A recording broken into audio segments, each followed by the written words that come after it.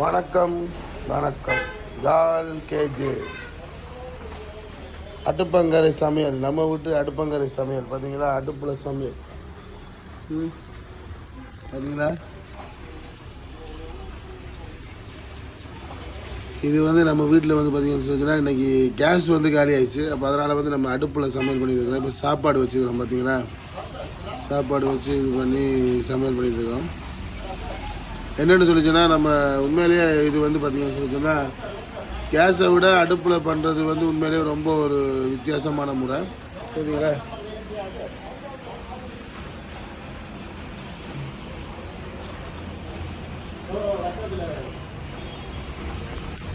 உண்மையிலே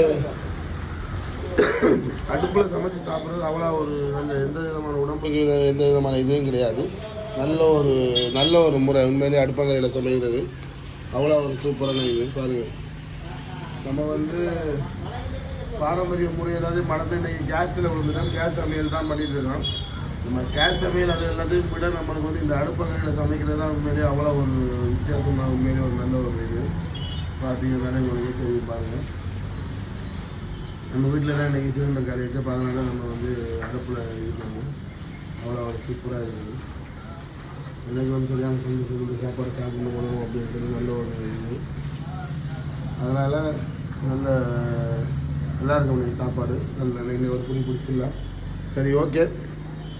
இந்த வீடியோ உங்களுக்கு பிடிச்சிருந்தால் லைக் பண்ணுங்கள், ஷேர் பண்ணுங்கள், கமெண்ட் பண்ணுங்கள். மறக்காமல் ஜால் கேஜி சப்ஸ்கிரைப் பண்ணி சப்போர்ட் பண்ணி பக்கத்தில் இந்த பெல் பட்டன் அழுத்துங்க. நன்றி. மீண்டும் ஏதாவது வீடியோ சொல்லிப்போம். பாய்.